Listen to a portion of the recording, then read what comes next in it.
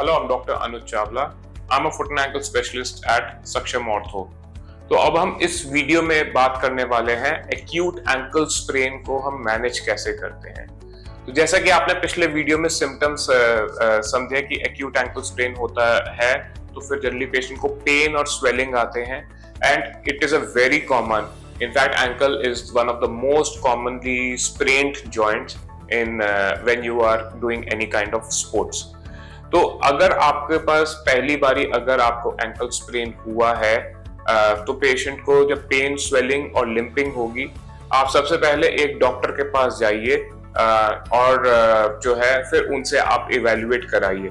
But just in case अगर आप doctor के पास नहीं जा सकते तो फिर कुछ घर की कुछ रेमेडीज है वो मैं आपको बताऊंगा। उसको हम कहते हैं, निमोनिक होता है राइस। राइस में आता है rest, ice, compression and elevation. तो ये हम चीजें जो है ये करते हैं सबसे पहले फॉर एनी इंजरी और any sprain and similarly for an ankle sprain. तो जनरली एक्यूट एंकल स्प्रेन के बाद पेशेंट को रेस्ट चाहिए होता है, यानी कि बहुत ज्यादा चलना नहीं होता फॉर 5 to 7 days। इसका मतलब ये है कि बहुत बारी पेशेंट अपने सिर्फ वॉशरूम तक जाना वगैरह या फिर खाना खाने जाना और वापस अपने बेड पे आना, इतनी एक्टिविटीज ही परमिटेड होती है। आइसिंग बहुत ज्यादा जरूरी है क्योंकि आइसिंग जो है वो स्वेलिंग को कम करती है और एरिया को नम करती है, जिसकी वजह से पेन रिलीफ भी होता है।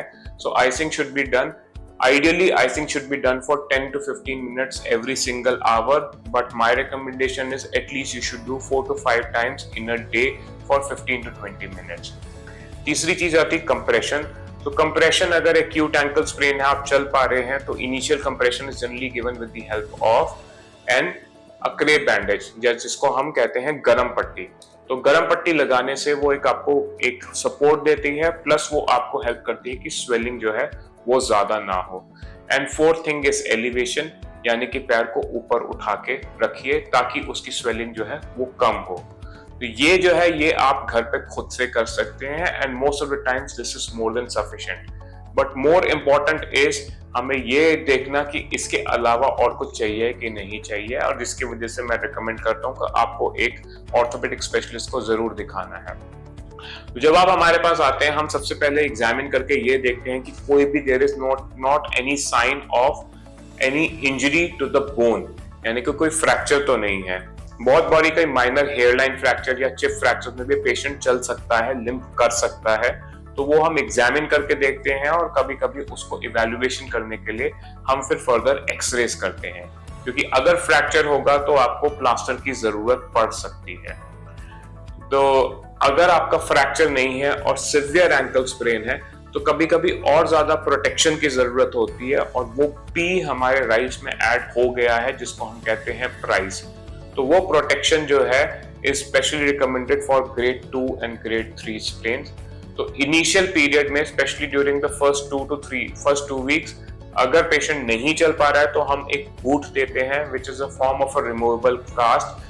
न्यूमैटिक बूट होता है वो, जिसमें कि हम हवा भर सकते हैं, पेशेंट खुद से ही कर सकता है, और वो फिर उसके बाद निकाल के आइसिंग भी कर सकता है और मूवमेंट भी कर सकता है। तो ये कभी कभी हम पेशेंट्स को देते हैं। उसके अलावा जो है जो अदर ऑप्शंस होती है उसमें हम बताते हैं कि मैं रेकमेंड करता हूं कि आप अगर आपको एक सिवियर स्प्रेन है तो फिर आपको एक ब्रेस लगाना है। ब्रेस क्या है कि वो बेसिकली एक काइंड ऑफ रैप है अराउंड द एंकल, जो कि आपको एंकल के लिगामेंट्स को सपोर्ट कर रहा है और वो एंकल को हिलने डुलने से रोक रहा है, स्पेशली इन दिस डायरेक्शन। आप ऊपर नीचे उसमें कर सकते हैं and what it helps is it helps in a proper healing of the ligament. तो जनरली एक एंकल ब्रेस आपको 4 से 6 हफ्ते तक लगाना होता है। अगर आप कोई स्पोर्ट्स पर्सन है और आपके पास फिजियोथेरेपिस्ट का एक्सेस अच्छा है तो फिजियोथेरेपिस्ट कई बार आपको टेपिंग भी करेगा, and taping is also very effective during an acute ankle sprain, specially during the first 4 to 6 weeks. अच्छा, इसके अलावा अब ये बात आ जाती है कि हमारे मोस्ट ऑफ द पेशेंट जो है सिर्फ ये करते हैं, लेकिन एक चीज को काफी ज्यादा डाउन प्ले किया जाता है, वो है फिजियोथेरेपी। आई थिंक फिजियोथेरेपी का बहुत ज्यादा इंपॉर्टेंट रोल है after the management of N acute ankle sprain, क्योंकि फिजियोथेरेपी से एक तो आपकी मूवमेंट इंप्रूव होती है जल्दी, आप फास्टर रिकवरी कर सकते हो, So it is especially needed for those who are engaged into any kind of sports. It helps in a faster return to play. It also helps in strengthening, आपकी strength को बढ़ाती है ankle के around, और कुछ balance sensation से आपका future ankle sprain को हम रोकते हैं। तो फिजियोथेरेपी में जनरली फर्स्ट फेज होता है, वो फेजेस में होती है। So first phase is ankle range of motion, जिसमें कि हम सिर्फ मूवमेंट को लाते हैं, और फिर सम मोडालिटीज लाइक क्रायोथेरेपी, जिससे कि हम स्वेलिंग को कम करवाते हैं। उसके बाद जैसे जैसे आपकी मूवमेंट आ जाती है, which can take 2 to 3 weeks, उसके बाद जनरली जो है स्ट्रेंथनिंग जो है वो शुरू करते हैं, जिसमें स्ट्रेंथनिंग होती है एंकल के स्पेशली मसल्स जो कि आउटर साइड पे होते हैं, जिसको हम कहते हैं पेरोनियल टेंडेंस, क्योंकि यही जो है ये होती है एगनिस्ट होती है ये लिगामेंट्स के। तो ये लिगामेंट्स जब टूट जाते हैं तो इन पे ज्यादा प्रेशर पड़ता है, तो इसलिए हमारे को इन मसल्स को भी स्ट्रॉन्ग बनाना है। And third thing is balance and proprioception, जिसमें बेसिकली हम आपको थोड़ा सा बैलेंस को इम्प्रूव करते हैं।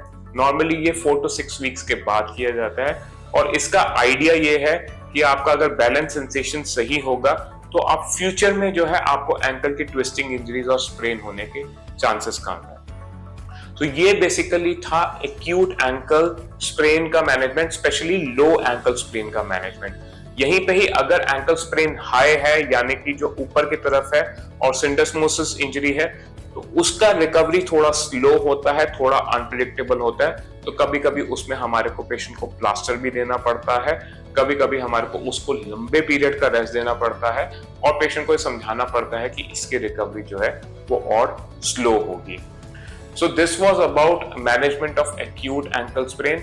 अगर एंकल स्प्रेन एक्यूट होने के बाद भी पेशेंट को पेन रहता है, तो वो उस कंडीशन को हम कहते हैं क्रॉनिक एंकल स्प्रेन या क्रॉनिक एंकल इंस्टेबिलिटी, और इसके बारे में हम अगले वीडियो में बात करेंगे।